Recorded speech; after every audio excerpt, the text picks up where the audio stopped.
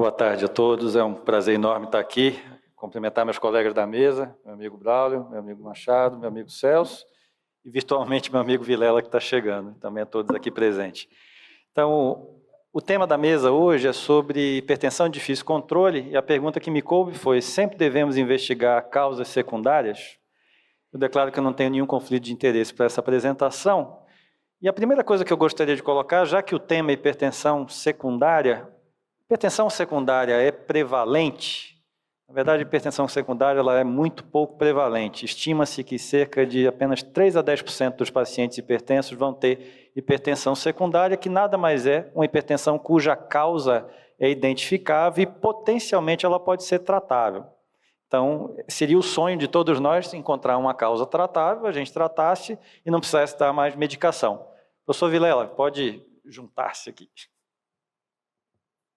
Tudo bom? E a gente vê que a prevalência realmente é uma prevalência baixa. E quais seriam as causas principais? Então, do ponto de vista da prática clínica, hoje estima-se que a principal causa secundária é a apneia obstrutiva do sono, que varia em torno de 5 a 15%. Em segundo lugar, a gente tem a doença renal crônica, com números variando em torno de 1 a 8%.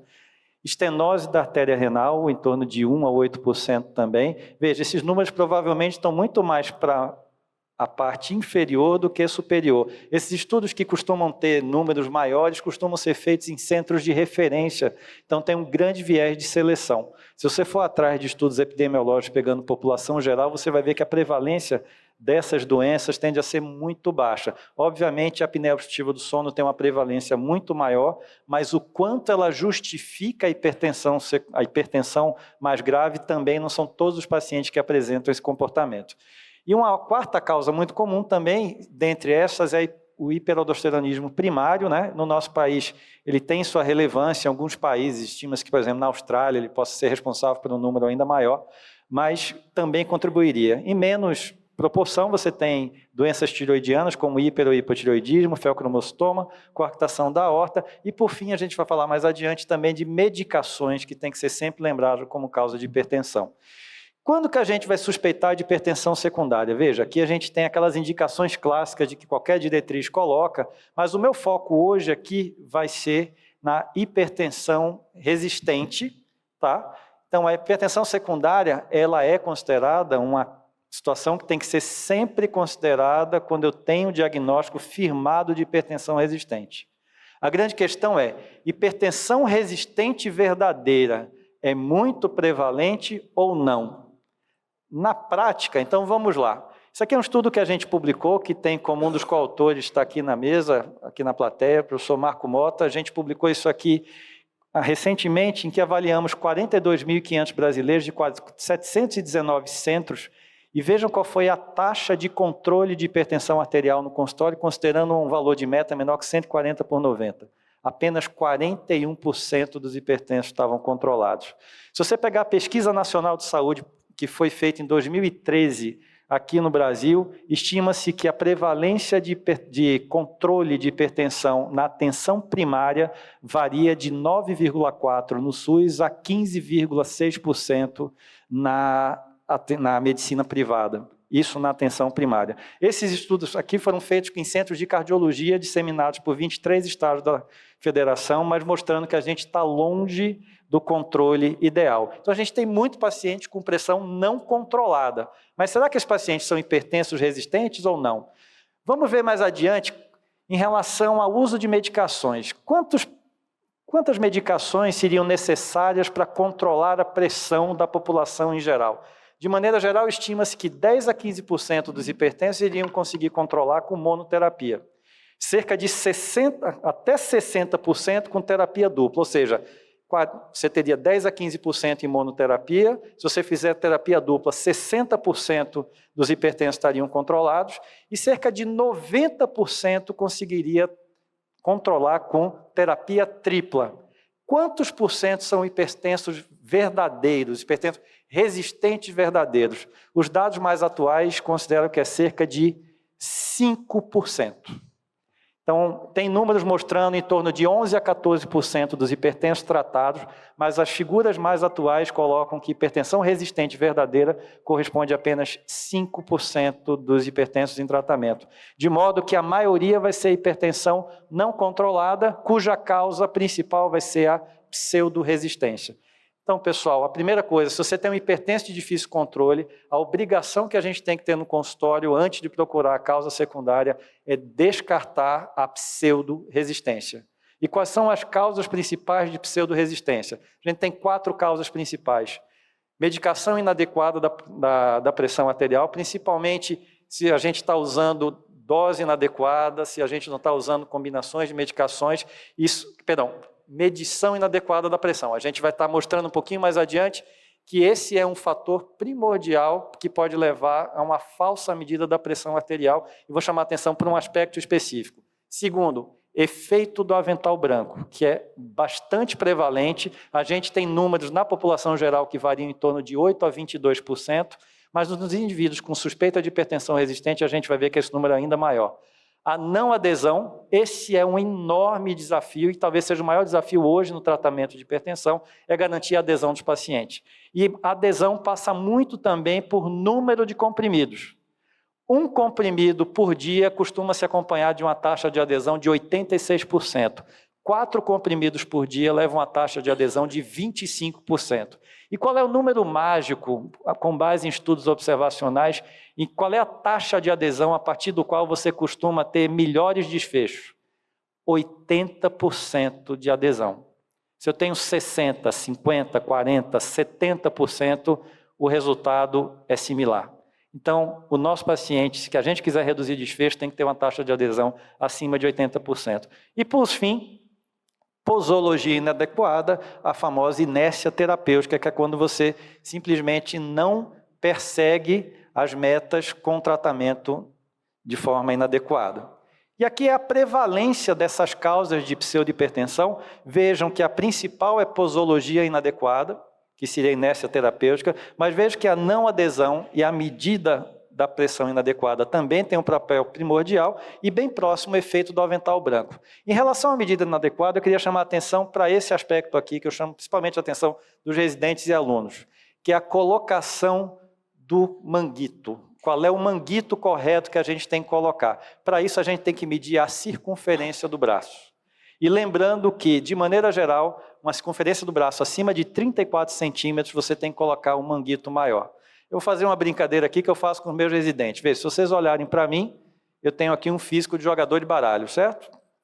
Qual seria o manguito que vocês iam colocar em mim? Eu imagino que todos vocês iam dizer que era 34 centímetros. Mas, pasmem, quando eu coloco com o meu braço ao lado, meço, é 35 centímetros.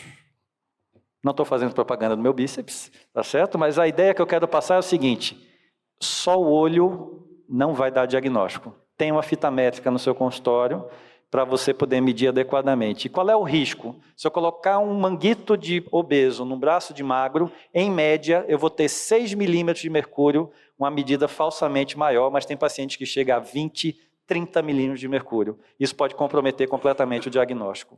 No nosso ambulatório lá da Unicamp, cerca de 1/3 dos pacientes precisam de um manguito maior, e o IMC médio dessa população é de 30,8. Imagino que não é muito diferente da realidade de todos aqui.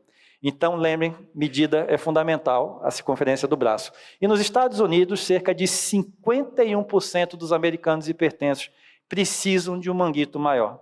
Então, a gente precisa fazer a medida adequada. Outra coisa, efeito do avental branco, hipertensão do avental branco, a gente viu que na população geral, em torno de 8% a 22%. No paciente com suspeita de hipertensão resistente, esse número é 37%, 36%, 37%, com base em estudos. Isso aqui é um estudo da Elizabeth Muxfeld, lá do Rio de Janeiro, estudo brasileiro, mostrando 36%, mas uma meta-análise mostrou que, na verdade, esse número é reprodutível fora do Brasil também. 36%, 37%. Ou seja, gente, tem suspeita de hipertensão resistente, tem que fazer medida de pressão fora do consultório, seja com mapa, seja com MRPA, porque, no mínimo, 1/3 deles não tem hipertensão resistente. Algumas tendências hoje, alguns estudos para confirmar a presença de hipertensão resistente estão obrigando os pacientes a tomarem as 3 medicações principais que fazem parte do alicerce do tratamento da hipertensão, que é o inibidor do sistema renina-angiotensina, um bloqueador de canal de cálcio e um tiazídico, todos eles em comprimido único. Se o paciente estiver tomando comprimido único, com adesão garantida, e ainda assim a pressão não está controlada, aí você estaria confirmando, de fato, que ele estaria com hipertensão resistente verdadeira. E o que é que diz a nossa diretriz, o nosso posicionamento de hipertensão resistente? Como que a gente exclui a pseudo-resistência? A gente tem que ver, então, se o indivíduo tem falta de adesão, e aqui a falta de adesão não é só medicamentosa, mas também a falta de adesão é questão de hábitos de vida. Outra coisa que você tem também é a posologia inadequada, como a gente falou, que é a inércia terapêutica, e a técnica inadequada de medida de pressão arterial. Se você cobriu tudo isso, está tudo certo, aí você faz um exame de pressão fora do consultório, MAPA ou MRPA. Se ele tiver pressão elevada fora do consultório, aí de fato você considera que esse paciente tem hipertensão resistente. E o que fazer a partir daí? Aí tem avaliação de lesão de órgão-alvo, você vai avaliar a adesão tem que estar sendo avaliada sempre, otimização terapêutica se necessário, a avaliação de hábitos de vida, principalmente etilismo e consumo de sódio, que são causas de elevação da pressão e causas de hipertensão resistente, e nessa situação você vai investigar a causa secundária. Veja o caminho que eu percorro, desde a presença da hipertensão não controlada até eu fazer a avaliação de causa secundária. Então, causa secundária a gente não avalia de cara, a gente tem que fazer depois de excluir a pseudo-resistência. E lembrar dessas outras causas que são chamados fatores causais para a hipertensão resistente. Ingestão de sal, que leva a sobrecarga de volume. Por exemplo, lá no ambulatório de hipertensão, a média de consumo de sal que a gente conseguiu avaliar com base em questionários, de 3, 4 questionários diferentes que a gente fez, foi de 16 a 18 gramas de sal por dia. A gente tinha família de casal que consumia 1 quilo de sal por mês. Dava para ficar bem temperado, né? Então é uma quantidade enorme, isso faz parte da dieta de muita gente. Elevação da ingesta de álcool é um caso importante, principalmente em nosso meio, e lembrar também de medicações e drogas que podem levar, e obviamente causas secundárias. E que medicações a gente tem que lembrar? Lembrar principalmente dos imunossupressores, ciclosporina é um clássico, os corticosteroides, anti-inflamatório não esteroidal estão na liderança disso. Lembrar também, eu não vou falar de todos, mas olha, os contraceptivos, especialmente com estrógeno, seja por via oral, seja por depósito, esteroides, que hoje infelizmente está muito na moda, para uso estético e recreativo, e além disso, antidepressivos, especialmente aqueles que inibem a recaptação de catecolaminas. Eu já tive paciente que fez acidente vascular hemorrágico por causa de venlafaxina, que ele aumentou a pressão em 150 milímetros de mercúrio, fez uma reação idiosincrática. Claro, foi um caso anedotal, mas lembre, toda vez que eu tiver um paciente hipertenso, veja o que ele está tomando. Para terminar, vou lembrar das características das 3 causas principais, tirando a doença renal crônica, que a gente tem que suspeitar de como causa secundária quando o paciente estiver no consultório. Em primeiro lugar, a apneia obstrutiva do sono, principalmente aquele paciente com história de roncos, sonolência noturna, cefaleia matinal e, curiosamente, não para o paciente, né? Acidentes automobilísticos. Já dei vários diagnósticos de pacientes que tinham apneia do sono, muitos deles não eram obesos, tinham no máximo sobrepeso e que dormiram ao volante, acabaram o carro na Anhanguera e quando vieram era uma apneia do sono grave. Então, o paciente que teve acidente automobilístico inexplicável, perdeu consciência durante o dia, dirigindo, pensar nisso. Diagnóstico, polissonografia e tem os sinais clínicos, né, que a gente pode suspeitar, pescoço largo, a questão da obesidade, mas a grande questão que você tem que fazer o diagnóstico é por meio de polissono. Outra causa importante, hipertensão renovascular, a gente vai ter uma aula especificamente sobre isso no próximo sábado, a gente vai estar falando sobre isso, mas lembrar que pode ter como causa displasia fibromuscular ou doença aterosclerótica, displasia no jovem, a doença aterosclerótica no paciente mais idoso e vasculopata. Lembrar que pode levar a edema pulmonar súbito, sopro abdominal, insuficiência renal e naqueles com doença aterosclerótica, vasculopatia disseminada com diminuição de pulso ou sopros em outros sítios. Diagnóstico, triagem com Doppler de artéria renal, confirmação você faz por angio-CT, angio-ressonância e em casos selecionados, se precisar, a angiografia invasiva. Por fim, hiperaldo primário, lembrar que quadro clínico habitualmente não existe. O fato de ter hipocalemia com fadiga, fraqueza, cãibra, é mais fácil, veja, eu sou torcedor do Náutico, é mais fácil o Náutico ser campeão mundial do que a gente está vendo isso com frequência. É muito incomum você encontrar o paciente com esse quadro clínico de hipocalemia, tá? Com fraqueza, e aí o diagnóstico é por meio de dosagem de renina e aldosterona, e só depois que você faz o diagnóstico hormonal, por meio dos testes confirmatórios, sobrecarga salina, uso de furosemida, é que você vai fazer o exame de imagem para comprovar. Em resumo, meus amigos, hipertensão secundária ela é muito pouco frequente, devemos sempre confirmar o diagnóstico de hipertensão resistente antes de investigar a causa secundária.